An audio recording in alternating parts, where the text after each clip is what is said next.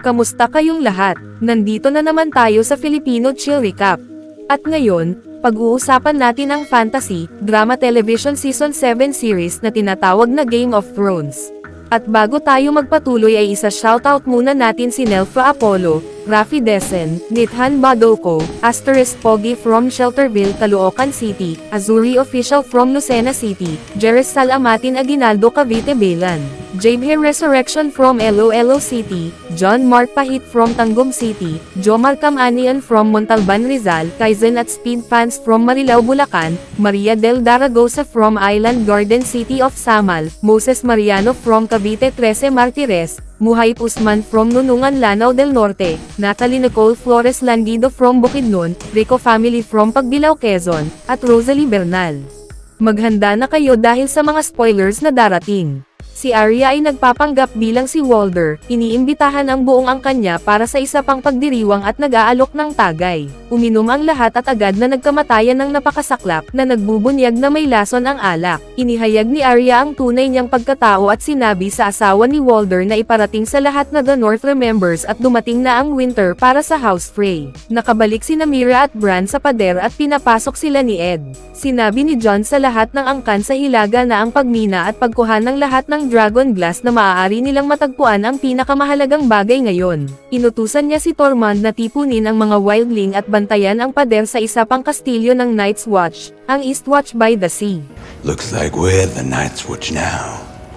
Pinatawad ni Jon ang House Umber at House Karstark para sa pagtataksil ng mga ama nila at ang pagpapanig kay Ramsay imbes na sa House Stark. Kahit tumutol si Sansa na gantimpalaan ang pagtataksil ng awa habang hindi ginagantimpalaan ang katapatan, kinausap siya mag-isa ni Jon at sinaway dahil sa pagkwestiyon sa desisyon niya sa harap ng iba. Sinabi ni Sansa na kailangan niyang iwasang ulitin ang parehong pagkakamaling ginawa ni Ned at Robb. Isang uwak ang dumating mula kay Cersei, hinihinging lumuhad sila sa kanya o maranasan ang kapalaran ng lahat ng traidor. Hindi iniisip ni Jon na dapat muna nilang alalahanin si Cersei sa ngayon, pero binalaan siya ni Sansa na huwag maliitin si Cersei. Cersei pinaplano ang susunod nilang hakbang kasama si Jaime, dahil mas nakatuon siya sa pagprotekta sa kanilang dinastiya at pagharap sa mga kaaway niya sa lahat ng panig.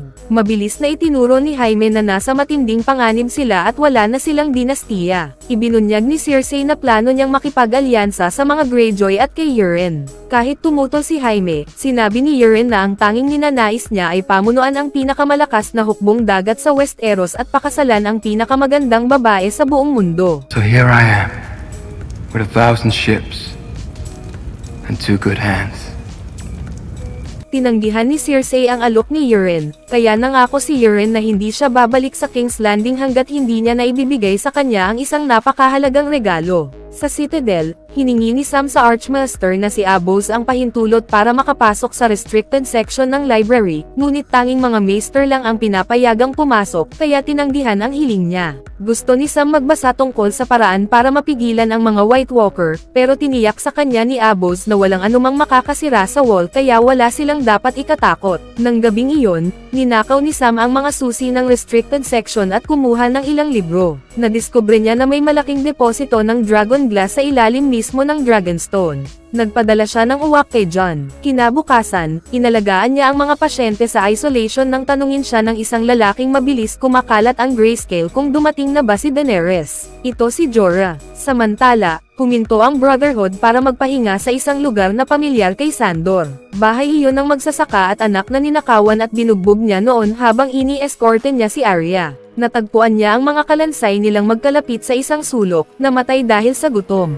Nang gabing iyon, inilibing sila ni Sandor kasama si Doros. Humingi siya ng tawad dahil namatay sila, at sinabi niyang mas mabuti ang nararapat sa kanila. Samantala, dumating sina Daenerys at ang hukbo niya sa Dragonstone, tahanan ng mga Targaryen. Natagpuan nila ang mga bakas ng paninirahan ni Stannis at agad itong inalis. Sinimulan nilang planuhin ang pagsakop niya sa Westeros. Nang gabing iyon, nagkaroon si Daenerys ng pagkakataong makaharap si Varys ng maayos at kinwestiyon ang katapatan niya. Siya ang sinusulatan ni Jorah noon habang ini-espiya siya sa Essos. Tiniyak ni Varys na kung pahihintulutan siyang mabuhay, ay lalaan niya ang buhay niya para matiyak na makaupo siya sa Iron Throne. Pinapasumpa niya ito na kapag nagsinungaling pa siya muli, susunugan niya ito ng buhay gamit ang kanyang mga dragon. Dumating pagkatapos si Melisandre at sinabi sa kanila na dumarating na ang Long Night at tanging ang prinsipe na ipinangako ang makapagliligtas sa kanila. Nilinaw niyang si Jon Snow ang tinutukoy niya at hinimok si Daenerys na makipagkita sa kanya habang binabanggit ang lahat ng nagawa nito.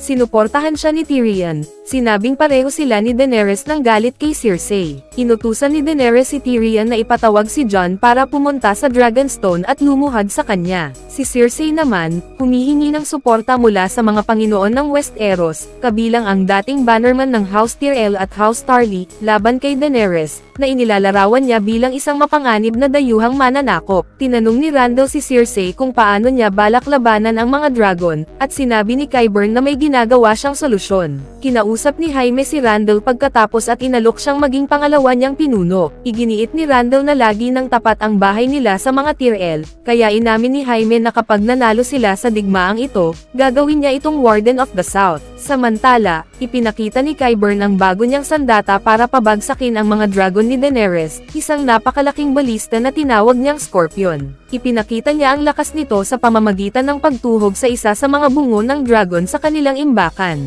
Inaalagaan ni Ambrose si Jorah, na ang grayscale ay umabot na sa puntong bibigyan na lamang siya ng 6 months bago magsimulang mawala ang kanyang katinuan. Sinabi ni Sam kay Ambrose kung paano nagamot ang grayscale ni Shireen, ngunit masyado nang malala ang kay Jorah para magawa muli ang ginawang lunas kay Shireen. Binigyan nila si Jorah ng isang araw bago ipadala sa Valyria bilang konsiderasyon para sa pagiging knight niya. Sa library, inilahad ni Sam kay Ebbose na nakakita siya ng delikadong paraan para mailigtas si Jorah kahit malala na ang grayscale nito, pero agad itong tinanggihan ni Ebbose dahil ang taong gumawa ng eksperimento noon ay nahawa rin ng grayscale. Sa kabila nito, sinubukan pa rin ni Sam ang paggamot kay Jorah, at sinabi niyang kilala niya ang ama nito at malaking tao ito sa buhay niya. Sinabi niya kay Jorah ang parehong sinabi nito sa kanya noon. You're not dying today, Sir Jorah.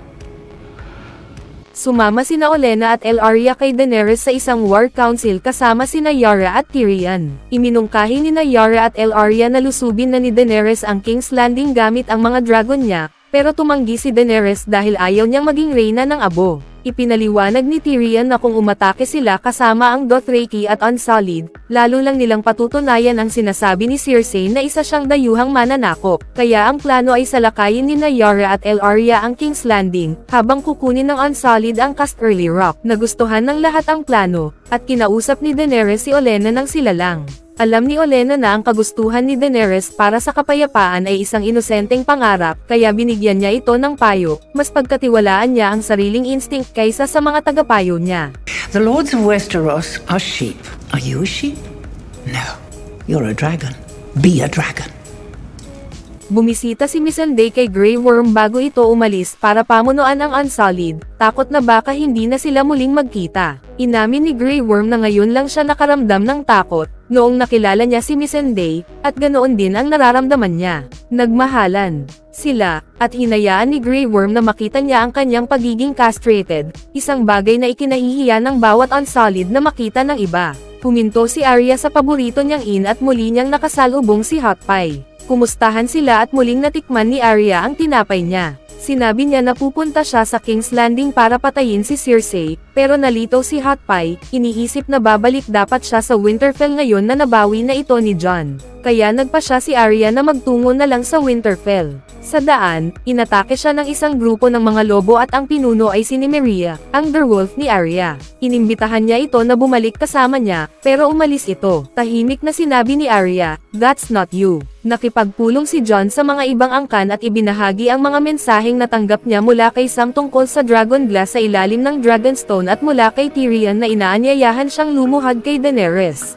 Nagdala ito ng tensyon, at sinabi ni Jon na kailangan nila ang Dragon Glass at higit sa lahat, kailangan nila ng mga kakampi. Paalala ni Sansa ang nangyari noong huling tumanggap ng imbitasyon mula sa isang Targaryen ang pamilya nila, kaya inilagay ni Jon si Sansa bilang namamahala habang wala siya. Sa papuntang King's Landing, inatake ang fleet ni Yara ni Euron. Lumaban sina Theon at Yara, habang pinoprotektahan ni Tywin ang ina niya. Sina Obara at ni Maria Sand ay sumalakay kay Euron, ngunit pinatay niya silang dalawa. Sina Ellaria at Tyen ay banihag, at tinukso ni Euron si Theon na iligtas si Yara. Pero dahil sa matinding dahas sa paligid, bumigay ang loob ni Theon at tumalon siya sa dagat, iniwan si Yara. Pinanood niyang lumayo ang barko, duwag pa rin siya. Nailigtas si Theon ng isa sa mga barko ni Yara na nakasurvive sa pag-atake. Tinanong siya ng kapitan, si Harrag, tungkol kay Yara, at sinabi ni Theon na buhay siya at sinubukan niya itong iligtas. Agad na sinabi ni Harrag na kung totoo iyon, hindi siya nandito ngayon.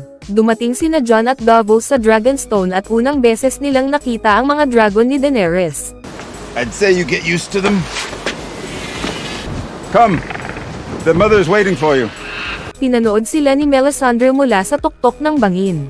Tinanong siya ni Varys kung bakit siya sabik na pag-isahin ang apoy at yelo ngunit nagtago nang dumating si Jon. Sinabi niya na marami siyang nagawang pagkakamali sa Hilaga at pupunta siya sa Volume Antes. Sumang-ayon si Varys at sinabing hindi na siya dapat bumalik sa Westeros, pero sinabi ni Melisandre na kailangan niyang bumalik kahit isang beses pa, dahil kailangan niyang mamatay dito. I will return, dear Spider. One last time. My lady. I have to die in this strange country. Just like you. Sa wakas, nagkaharap sina Jon at Davos kay Daenerys, na inaakalang naroon si Jon para lumuhad, gaya ng ginawa ng ninuno niyang si Torrhen Stark kay Aegon Targaryen centuries ago. Pero hindi iyon ang dahilan. Ipinaliwanag ni Jon kay Daenerys kung sino ang tunay na kalaban sa Hilaga, at kailangan nilang tulungan silang sugpuin ang mga White Walker, kung hindi, wala ng Iron Throne na mauupuan pa. Hindi pa rin kumbinsido si Daenerys sa banta na si Jon lang ang nakakita, at napapagod na siya sa patuloy na pagtanggi ni Jon na lumuhad. You don't believe him. I understand that. It sounds like nonsense. If we don't put aside our enmities and band together, we will die. Dumating si Varys at ibinalita ang pag-atake ni Euron, kaya napilitan sina Jon at Davos na manatili sa Dragonstone. Tinanong ni Jon si Tyrion na sabihin kay Daenerys ang tungkol sa pagmimina ng Dragon Glass sa ilalim nito, at sinabi ni Tyrion na makakatulong iyon para maging abala si Jon habang sila ay nakatuon sa Casterly Rock. Pinayagan ni Daenerys si Jon na magmina ng Dragon Glass, ngunit hindi pa rin malinaw kung naniniwala ba siya sa kanya o hindi. Ipinagbunyi si Euron sa King's Landing na parang isang bayaning nagtagumpay. Habang hinihila niya sina Yara, Ellaria at Tyen sa kalsada, iniharap niya sila kay Cersei bilang ang priceless gift na ipinangako niya. Nangako si Cersei na ibibigay niya kay Euron ang anumang hilingin niya kapag nanalo ito sa digmaan. Ikinulong ni Cersei sina Ellaria at Tyen. Nakatali sila sa magkaibang pader ngunit magkalapit, sapat para magdusa. Tinukso ni Cersei si Ellaria tungkol sa pagkamatay ni Oberyn at pagkatapos ay hinalikan si Tyen gamit ang lasong pumatay kay Myrcella. Iniwan niya si Tyen para mamatay at si Ellaria para mabuhay habang unti-unting nabubulok ang anak niya sa harap niya, ngunit hindi niya maabot. Punong-puno ng paghihiganti, nakipagtalik siya kay Jaime nang walang pakialam kahit makita pa sila. Pagkatapos, binisita siya ni Tycho ng Iron Bank tungkol sa utang ng korona. Pinag-usapan nila kung aling panig ang mas mapagkakatiwalaang pag-investin, pero pinaalala ni Cersei na, a Lannister always pays its debts. Dumating si Bran sa Winterfell at labis na natuwa si Sansa na buhay pa siya. Sinabi niyang si Bran ang tunay na tagapagmana ng Winterfell, pero malamig na sinabi ni Bran na hindi na siya maaaring maging lord ng kahit ano dahil isa na siyang three-eyed raven. I don't know what that means. It means I can see everything. Everything that's ever happened. To everyone. When the long night comes again. I need to be ready. Sinuri ni Ambrose si Jorah at natukoy na magaling na ang kanyang grayscale. Nagsinungaling si Jorah tungkol sa naging lunas niya. Nang umalis si Ambrose, sinabi niya kay Sam na babalik siya kay Daenerys, at nagpaalam si Sam sa kanya. Alam na ni Ambrose na si Sam ang gumamot sa kanya. Pinagalitan niya si Sam dahil sinuwi niya ang utos, pero pinuri rin ang dedikasyon niyang iligtas si Jorah sa pamamagitan ng pagpapagawa sa kanya ng pagkopya ng lumang mga scroll. Nakuha ng Unsullied ang Casterly Rock dahil sa kaalaman ni Tyrion sa underground sewer system na ginawa noon bilang biro ni Tywin.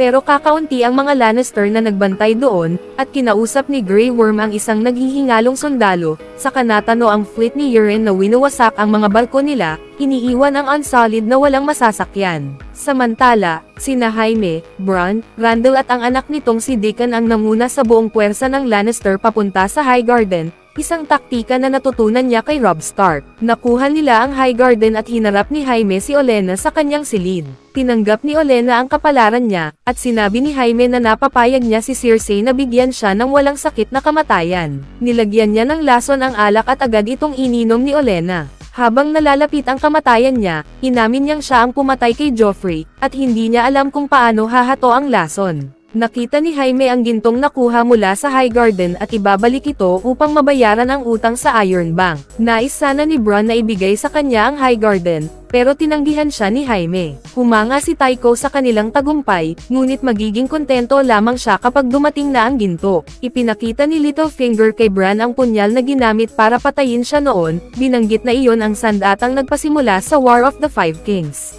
Sinabi niyang hindi niya alam kung kanino talaga iyon, at sana raw ay nandoon siya para protektahan ang ina ni Bran. Pero bilang Three-Eyed Raven, alam na ni Bran ang katotohanan. Chaos in the world. I can only imagine. Chaos is a ladder. Dumating si Mira para magpaalam dahil kailangan niyang makasama ang pamilya niya pagdating ng mga patay. Hindi nagpakita ng emosyon si Bran, at sinabi ni Mira na namatay na ang Bran na kilala niya, sa loob ng kuwebo kung saan sila unang nakaligtas. Sa wakas, nakabalik na si Arya sa Winterfell, ngunit hindi siya nakilala ng dalawang bantay sa main gate kahit anong pilit niyang patunayan kung sino siya. Tinalikuran lang siya ng mga bantay sandali at agad siyang naglaho. She was nothing, some Wintertown girl. He comes in asking for Mr. Lewin. Lewin, yeah. And don't trouble yourself over it, my lady. We'll find her. You don't have to. I know where she is. Natagpuan siya ni Sansa sa crypt, at masaya silang nagkita muli. Dinala niya si Arya kay Bran, at nabigla si Arya sa kung ano na ang naging Bran. Ibinigay ni Bran kay Arya ang dagger na ibinigay sa kanya ni Littlefinger, at tinanggap niya ito, baka magamit niya balang araw, hindi natin alam. Nakita ni Brienne ang magkapatid na Stark na buhay at magkasama, at sinabi ni Podrick na ikararangal ng kanilang ina ang pagtupad ni Brienne sa kanyang panata. Ipinakita ni Jon kay Daenerys ang mga kuwebo ng Dragonstone bago sila magsimulang magmina, pati ang mga iginuhit sa bato ng Children of the Forest noon pa, mga larawan ng pakikipaglaban nila kasama ang First Men laban sa White Walkers. They fought together against their common enemy. Despite their differences, despite their suspicions. Ipinaliwanag ni Jon na kung nagawa nilang isantabi ang kanilang mga pagkakaiba para labanan ang isang kaaway, kaya rin nilang gawin iyon ngayon. Nabigyan nito si Daenerys ng sapat na patunay na totoo ang banta, at sinabi niyang lalaban siya kasama nila, pero kailangan munang lumuhad ni Jon. Tumanggi pa rin siya, at humanga si Daenerys sa katapatan niya sa kanyang mga tao. Maaaring sabihin na unti-unti na siyang nahuhulog ang loob kay Jon. Ibinahagi ni Tyrion at Varys kay Daenerys ang nangyari sa Casterly Rock, at nagalit siya dahil nakinig siya sa payo nila. Sana raw ay sinunod na lamang niya ang payo ni Olenna. Sinubok niya si Jon at tinanong kung ano ang dapat niyang gawin. Sabi ni Jon, kung susunugan niya ang mga kastilyo at tutunawin ang mga syudad, wala ring pinagkaiba, pareho lang siya sa mga pinapalitan niya. Dumating si Theon sa Dragonstone, at sinabi ni Jon na ang tanging dahilan kung bakit hindi niya ito pinapatay ay ang ginawa nito para kay Sansa. The Queen is gone. Where did she go? Listen.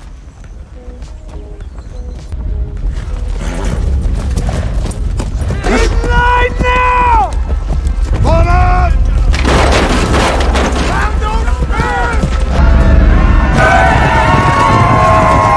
Inatake ng mga Dothraki ang hukbo ng Lannister habang sakay si Daenerys kay Drogon. Tinupok ng Dragonfire ang hukbo, tinunaw ang mga bagon na pan ng ginto para pambayad ng utang, at winasak ng Dothraki ang front lines.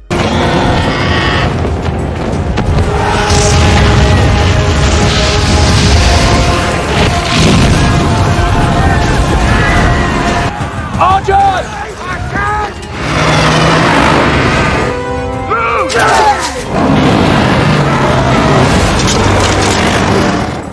Walang mas mainit kaysa Dragonfire. Walang nagawa ang mga archer laban kay Drogon, kaya iniutos ni Jaime kay Bronn na ihanda ang Scorpion. Naitutok ito ni Bronn at nataman si Drogon. Bumagsak si Drogon at tumalon si Bronn para makaiwas habang nilalamon ng apoy ang Scorpion. Sinubukan ni Daenerys tanggalin ang sibat sa katawan ni Drogon, at sinamantala ito ni Jaime para patayin siya. Tumakbo siya diretso sa napakadelikadong bungangan ng apoy ni Drogon. Pero iniligtas siya ni Bronn sa huling segundo, tumalon silang dalawa sa ilog. Iniahon ni Bronn si Jaime at tinawag siyang tanga sa ginawa niya, sabay sabing siya lang ang may karapatang pumatay kay Jaime. Napagtanto ni Jaime na kung isang dragon pa lang ang kayang gumawa ng ganoon, paano pa kung 3?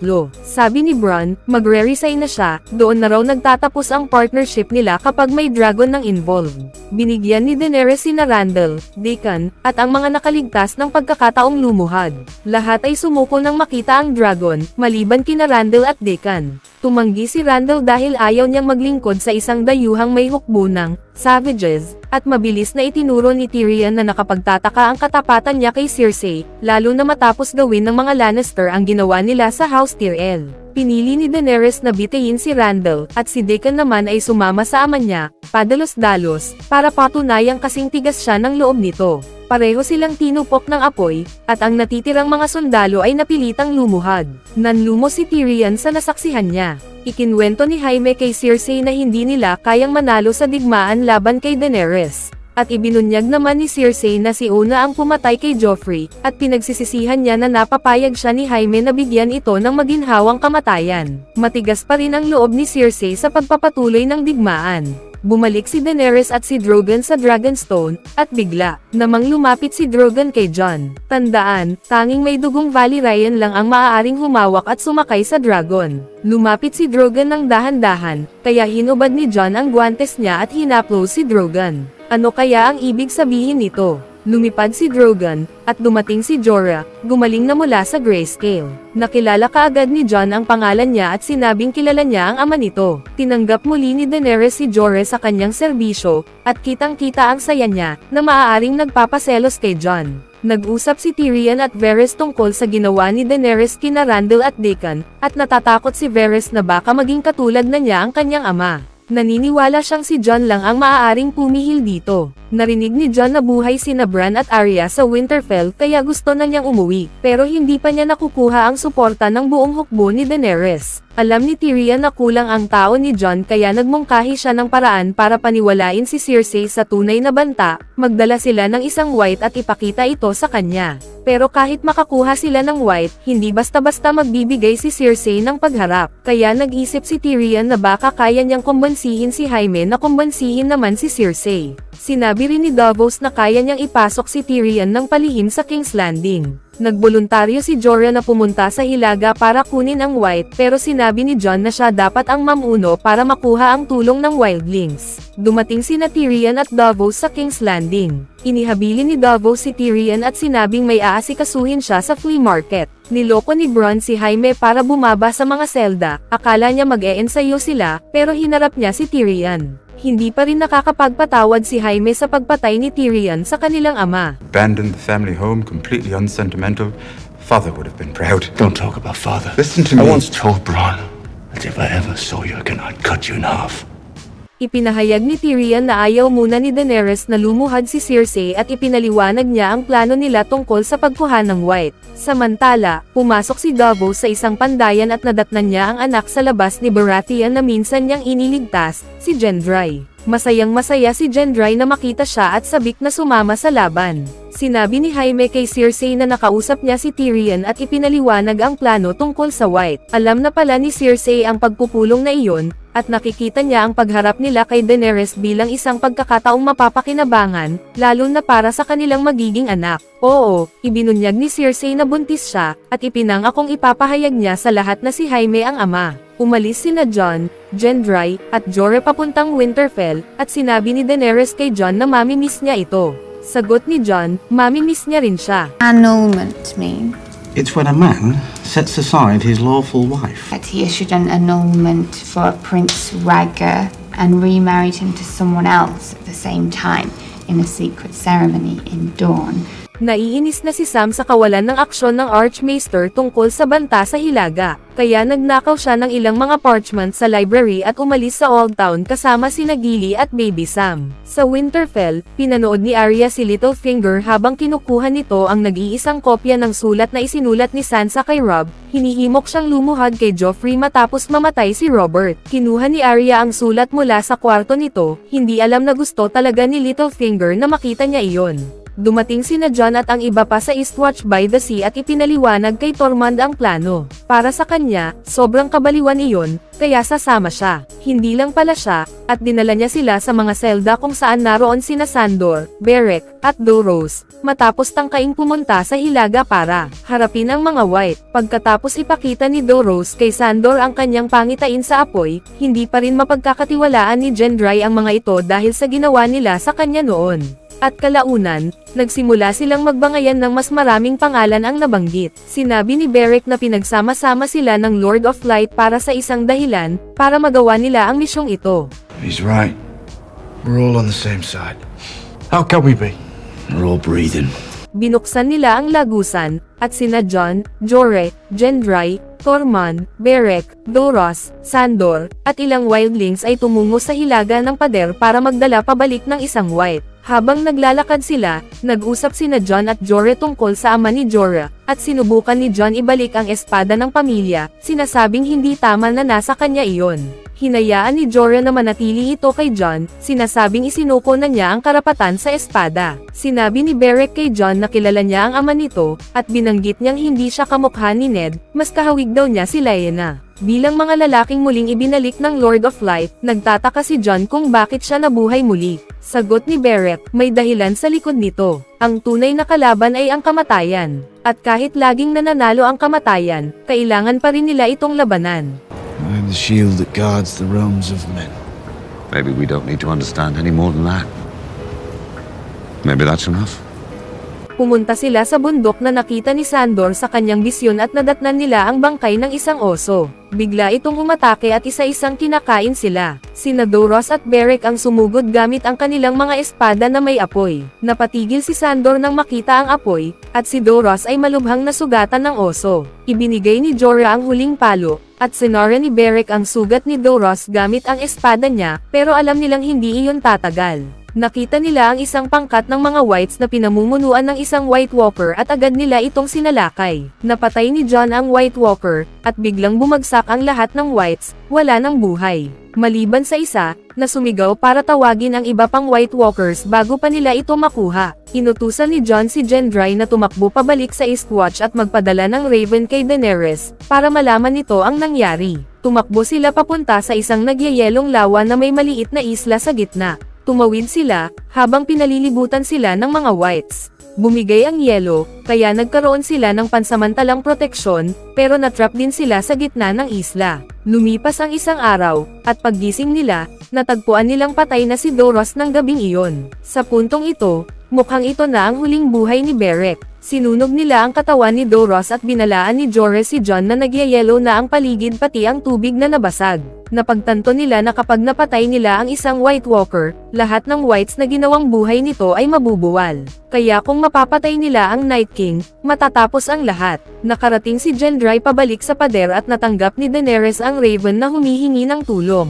Sinabi ni Tyrion na huwag siyang pumunta, dahil minsan mas mabuti ang walang gawin. Ngunit sinabi ni Daenerys na minsan niyang sinunod ang payo ni Tyrion at nawala sa kanila ang lahat ng kakampi sa Westeros. Hindi na siya makikinig muli at lumipad siya kasama ang 3 dragon. Nagyelo ang tubig at umatake ang mga Whites sa maliit na isla.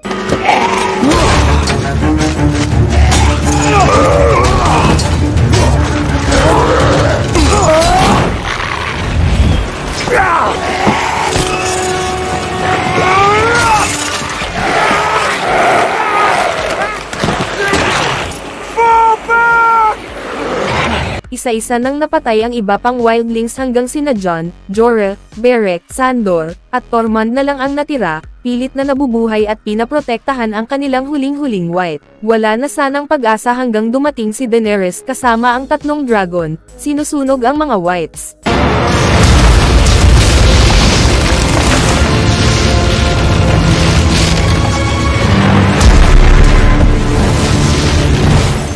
Pinatong niya si Drogon malapit sa kanila, at nagsiakyat sila, habang binibigyan sila ni Jon ng oras para makasakay. Hindi nila namalayang kinuha ng Night King ang isang higanteng sibat at inihagis kay Viserion, na ikinamatay nito.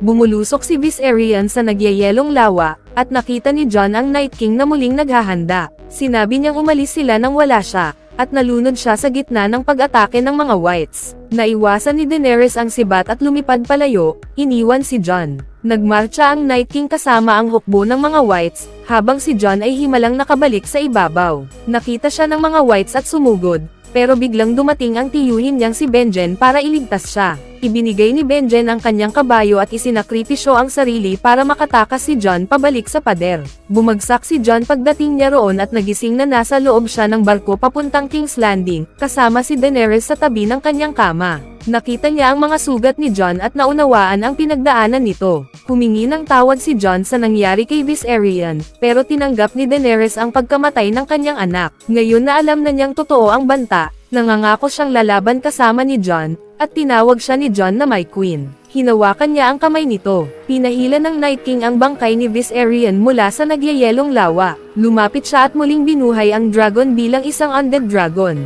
Dumating ang lahat sa King's Landing, handang magpulong sa Dragon Pit. Para sa iba, masaya ang muling pagkikita. Para sa iba, kabaligtaran. Dumating sina Jon at ang grupo niya, kasunod sina Cersei at ang grupo niya, at huli si Daenerys sa Inglanding pagdating sakay ni Drogon. Nagsalita si Tyrion, sinasabing lahat sila may alitan at pinagkaiba, at imposible ang magkasundo ng lubusan. Sinabi ni Jon na kailangan nilang magsama-sama para labanan ang hukbo ng mga patay. Pero kumbinsido pa rin si Cersei na isa lang itong palabas. Ang tanging hinihiling ni Daenerys ay umatras si Cersei at ang hukbo nito habang sila ang haharap sa banta. Pero iniisip ni Cersei na ginagawa lang nila ito para palawakin ang teritoryo at lusubin siya. There is no conversation that will erase the last 50 years. We have something to show you. Inilabas ni Sandor ang ball na may laman na white, at pagkapukol ng takip, agad itong sumugod kay Cersei. Hinayla ito ni Sandor at pinutol sa dalawa, pero buhay pa rin. Ipinakita ni Jon kung paano lang sila napapatay, apoy at dragon glass. There is only one war that matters, the Great War. And it is here. Matapos malaman na hindi makalanggay ang Whites, nagpasya si Euron na ibalik ang fleet niya sa Iron Islands at manatili kung saan may tubig. Sa wakas, kinilala ni Cersei ang panganib at tinanggap ang truce ni Daenerys, pero hanggang sa matalo ang kalaban.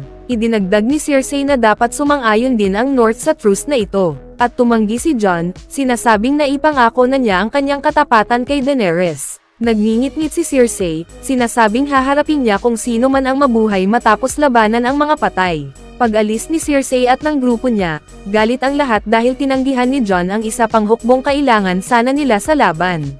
Nag-usap ng magkaharap sina Tyrion at Cersei. Binugso niya ang galit kay Tyrion, sinisisi siyang winasak ang pamilya at responsable sa pagkamatay ng mga anak niya. Sinabi ni Tyrion na kung hindi dahil sa kanya, matagal nang abo ang King's Landing. Sinabi niyang mas marami siyang dahilan para gustuhin ang kamatayan ni Cersei kaysa sa dahilan ni Cersei para patayin siya. Kaya sinabi niyang utusan na lang niya si Gregor na patayin siya, pero hindi niya magawa. Nagbuhos si Tyrion ng alak para sa sarili niya at isa pa para kay Cersei. Nakakatawang hindi niya kinuha ang alak, hinawakan niya ang kanyang tiyan nang maramdaman ang paggalaw ng sanggol. Napagtanto ni Tyrion na buntis siya. Bumalik si Tyrion kasama si Cersei at sinabi nito na papayagan niyang lumaban ang mga hukbo niya kasama nila laban sa mga patay. Sa Dragonstone, kinausap ni Theon si Jon, inaamin na hindi niya kailanman alam kung ano ang tamang gawin. It always seemed like there was an impossible choice I had to make. Stark or Greyjoy. Sinabi ni Jon na hindi niya siya mapapatawad sa lahat, pero sinabi rin niyang Greyjoy siya at Stark din. Nasa kanya pa rin si Ned, at pinagtaksilan niya ito, at mas naging ama pa si Ned kaysa kay Balon. Alam ni Theon ang kailangan niyang gawin. Lumapit siya sa mga lalaking nagligtas sa kanya at sinabi niyang kailangan nilang iligtas si Yara. Nais ni Harry na bumalik sa dati nilang pamumundok at panlalob, sinasabing patay na si Yara. Hindi umatras si Theon kaya sinuntok siya ni Harry, nagsimula ang laban. Hindi makapalag si Theon, at binalaan siya ni Harry na papatayin niya siya kung patuloy itong tatayo. Pero patuloy na tumatayo si Theon, hanggang sipin ni Harry ang kanyang bayag, na wala naman pala siyang bayag. Nalito si Harry, at sinamantala iyon ni Theon para tirahin siya ng buong lakas at talunin siya. Nakuha niya ang respeto ng Ironborn at sumama sila sa kanya para sagipin si Yara. Natuklasan ni Sansa na nakuha ni Arya ang liham at pinatawag niya ito sa Great Hall para tanungin. Inakusahan niya ito ng pagpatay, pagtataksil, at paglabag, ngunit pagkatapos ay ibinunyag niyang hindi actually si Arya ang kinakausap niya. May iba siyang tinatanong. How do you answer these charges, Lord Baelish? Nalito si Littlefinger. Nilinaw ni Sansa ang mga kasalanan niya. Pinatay niya si Lysa Arryn. Siya ang nagutos kay Lysa na patayin si Jon Arryn at sabihin kay Ned na mga Lannister ang pumatay dito. Nakiisa siya sa Lannisters para traidorin si Ned at sinubukan pang ipapatay si Bran gamit ang kutsilyong itinanggi niyang kanya. Nagpaliwanag si Littlefinger, sinasabing, walang tunay na nakakaalam kung ano ang nangyari, pero nakita na ito lahat ni Bran. Sinipi pa ang mismong sinabi sa kanya ni Littlefinger noong traidorin niya si Ned, I did warn you not to trust me. Nagmakaawa si Littlefinger kay Sansa na iligtas ang buhay niya, pero hiniwa ni Arya ang kanyang leeg gamit ang kutsilyong ginamit niyang guluhin ang pamilya nila. Nahuli ni Cersei si Jaime habang naghahanda itong pangunahan ang hukbo papunta sa Hilaga at ibinunyag niyang nagsinungaling siya tungkol sa pagpapadala ng tulong. Ipinahayag din ni Cersei na hindi talaga tumakas si Euron. Pumunta siya sa Essos para kunin ang Golden Company kapalit ng kasunduang pakakasal sila. Nagnitngit si Jaime at iniwan si Cersei. Naglakbay mag-isa patungong Hilaga gaya ng ipinangako niya. Outside King's Landing, may isang snowflake na bumagsak sa guwantes niya. Ibig sabihin, dumating na ang taglamig. Dumating sina Sam at Gilly sa Winterfell at kinausap niya si Bran. Ibinunyag ni Bran na alam niya kung sino talaga ang tunay na ama ni Jon. Ang tunay na ama ni Jon ay si Rhaegar Targaryen. Ganito ang totoong nangyari. Sa simula, sinabi kong dinukot ni Rhaegar si Lyanna Stark at pinatay siya. Hindi pala iyon lubos na totoo. Hindi niya dinukot si Lyanna. Minahal siya ni Lyanna, at ipinawalang bisa ni Rhaegar ang kasal niya kay Elia at ikinasal kay Lyanna ng palihim sa Dorne. Napatay si Rhaegar sa rebelyon ni Robert at nanganak si Lyanna kay Jon, o dapat kong sabihin, Aegon Targaryen. Alam na ito ni Ned simula't simula pa, at itinago niya ang katotohanan bilang pangakong ibinigay niya kay Lyanna. Sabi nga ni Bran, hindi kailanman naging bastard si Jon. Siya ang tunay na tagapagmana ng Iron Throne. At sa ngayon, nakikipagtalik siya kay Daenerys, na kung tama ang Targaryen family tree, ibig sabihin ay nakikipagtalik siya sa sarili niyang tiyahin. Pero sinabi ko naman noon, hindi naman ikinagugulat iyan sa mga Targaryen. Samantala, sa Eastwatch, nakita ni na Tormund at Beric ang pagdating ng hukbo ng mga patay sa pader.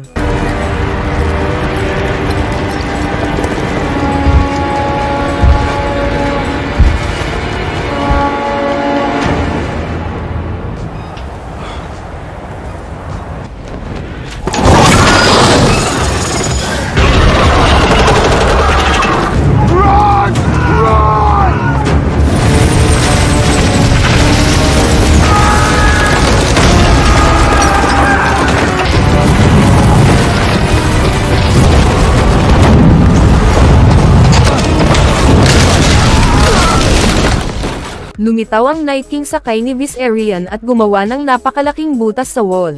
Tumawid ang mga patay papunta sa kabila, at wala nang kahit anong makakapidyo sa kanila habang nagmamarcha sila pababa patungong Winterfell. Mag-subscribe na kung hindi ka pa nakasubscribe, pindutin na rin ang notification bell at like button para sa marami pang movie recap katulad nito, at mag-iwan ng comment down below. And as always, thank you for watching.